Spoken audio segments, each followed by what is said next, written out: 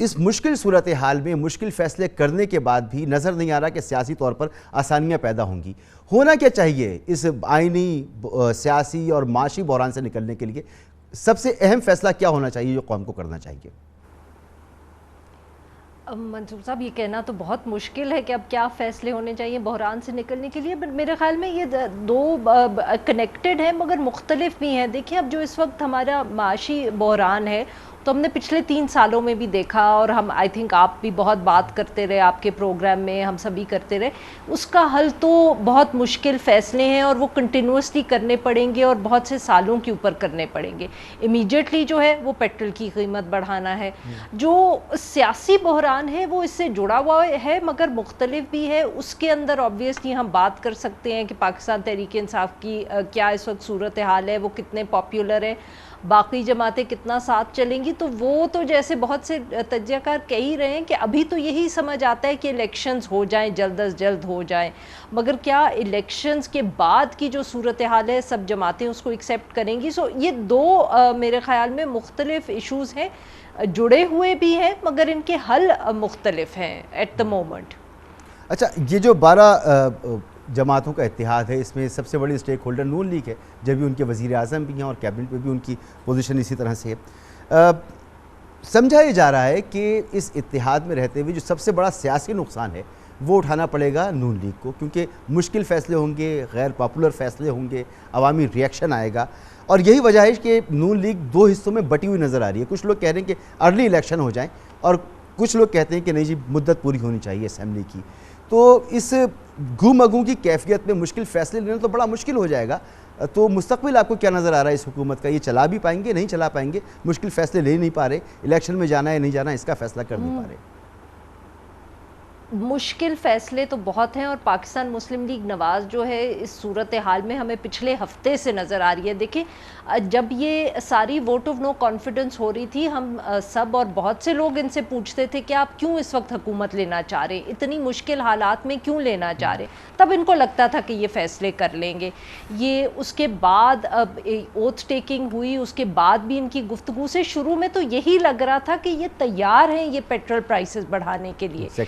बस ये कोई लंदन की जो ट्रिप हुई है उन दिनों में इनकी ये सूरत हाल पैदा हुई है, जैसे लगता ये है कि शायद नवाज़ शरीफ साहब अब कहते हैं कि ये पेट्रोल की प्राइसेस या कीमत बढ़ाने का हमें क्या फ़ायदा होगा, इलेक्शंस में जाना चाहिए। सो आई थिंक पार्टी से ज़्यादा इस वक्त एक तरफ तो नवाज़ शरीफ साहब का जो व्यू है, जो हम गेस कर रहे हैं, बिकॉज ऑब्वियसली ऑफिशियली तो पार्टी कुछ कह नहीं रही है, मगर ये भी बात मेरे ख्याल में हमें ख्याल रखना चाहिए कि अगर कोalition गवर्नमेंट है, कहना बहुत आसान है कि इसका नुकसान PMLN को होगा, मगर ये नुकसान तो सबको होगा। अगर हम अब खैबर पख्तूनख्वा में इमरान खान साहब के इस वक्त जलसे देख लें या जो उनकी पॉपुलैरिटी हमें नज़र आ रही है उस सूबे के अंदर वोट ऑफ नो कॉन्फिडेंस के बाद, तो मेरे ख्याल में जो मौलाना फजल रहमान साहब का नुकसान है वो तो हो गया है। मुस्लिम लीग नून का अगर मुस्तकबिल में होना है तो मौलाना साहब का तो नुकसान जो होना था हो गया है। ये नुकसान के हवाले से एक सवाल है, लेकिन उससे पहले मैं एक और ज़िमनी सवाल आपसे कर लूँ कि अगर हुकूमत ये फैसला करती है, क्योंकि सियासी सूरत हाल, माशी सूरत हाल दिनों के हिसाब से, हफ्तों के हिसाब से नहीं, दिनों के हिसाब से तब्दील होती चली जा रही है।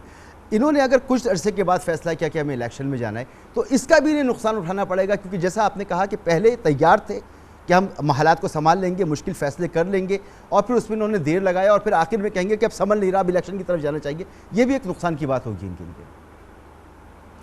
ये नुकसान की बात होगी, बट इसमें सर आई थिंक थोड़ा सा अब ये है कि इनको कहीं से इशारा मिला है कि अक्टूबर में आप इलेक्शंस का सोचें, और जो एक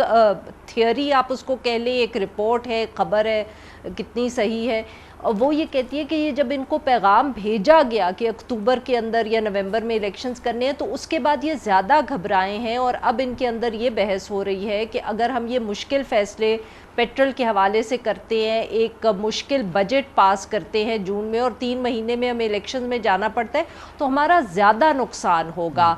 बनिस्बत इसके कि हम इस वक्त मुश्किल फ़ैसले करें, उसके बाद इकॉनमी को स्टेबलाइज़ करें और कुछ हम लोगों को रिलीफ दे पाएँ और उसके बाद इलेक्शंस में जाएं। अब मगर इस पे सवाल ये उठता है कि क्या इनको ये मोहलत दी जाएगी, क्योंकि ऑब्वियसली इलेक्शंस का जो फैसला है वो मुस्लिम लीग नून का अकेले नहीं होगा, वो जमातों का भी अकेले नहीं होगा, उसके अंदर और स्टेक होल्डर्स भी इन्वॉल्व होंगे। तो यही खिचड़ी इतनी ज़्यादा है और इस वक्त इतने ज़्यादा स्टेक होल्डर्स हैं, इतने ज़्यादा प्लेयर्स हैं और हर किसी का शायद इंटरेस्ट बहुत मुख्तलिफ है एक दूसरे से। अच्छा अरफा, आपने जैसे जिक्र किया कि खैबर पख्तूनख्वा में मौलाना साहब का जो नुकसान हो चुका है, इमरान खान साहब के जलसे देखते हुए वो हो चुका, बात ये भी हो रही है कि नून लीग को जरदारी साहब एक ऐसी जगह घसीट कर ले आए हैं जहाँ पर ना उगलते बन रही है ना निगलते बन रही है, और सबसे ज़्यादा नुकसान नून लीग का होगा। जरदारी साहब बिल्कुल सेफ़ हैं, सिंध में उनकी हुकूमत है, वह अपनी वजारतें लेकर अपनी पोजीशंस लेकर अलग बैठे हुए, और वो पूरा गेम मास्टरमाइंड उन्हीं को समझाया था इस पूरे मामले का, तो वो सबसे ज़्यादा सेफ़ हैं। बाकी वो लेकर आ गए नून लीग को, और मौलाना साहब का भी आप कह रही नुकसान हो गया इसके अंदर। जी, मुस्लिम लीग नून का तो वही नुकसान की अब हम जो बात करते हैं वो एज आई सेड कि वो हम प्रोजेक्शंस कर रहे हैं ना कि अब आगे पंजाब में क्या होगा, कीमतें बढ़ाने का, ये मिस गवर्नेंस 1 साल की अगर हुई तो क्या नुकसान होगा, तो ये तो भी इफ्स एंड बट्स हैं जिसको हम अंग्रेज़ी में कहते हैं। ठीक है, जरदारी साहब का उस तरह हमें कोई नुकसान नज़र तो नहीं आ रहा, मगर फ़ायदा भी अगर मतलब कि मेरा ख़्याल हमेशा ये रहा है कि पाकिस्तान पीपल्स पार्टी जो इस मुल्क की सबसे बड़ी जमात होती थी और जो 2008 के बाद हमने उसका हाल देखा है, तो उसका तो इतना नुकसान हो चुका है कि कोई और अब जमात या कोई और फैसला उसका क्या और नुकसान करेगी। 2008 में वो इस मुल्क की हुकूमत संभाल के बैठे हुए थे, अब वो सिंध से बाहर निकल नहीं सकते, जो मर्जी वो हमें दावे कर लें और वादे कर लें कि उनकी पंजाब में सूरत हाल बेहतर हुई है, ऑन द ग्राउंड तो कोई उसको मानने को तैयार नहीं है। मैं यही कह रहा हूँ कि वो तो जो होना था उनका हो चुका, थोड़ा सा ये भी देखना चाहिए। हाँ, इससे ज्यादा मजीद नीचे नहीं गई, मगर नून लीग के साथ और मौलाना साहब के साथ जो हुआ वो नजर आ रहा है।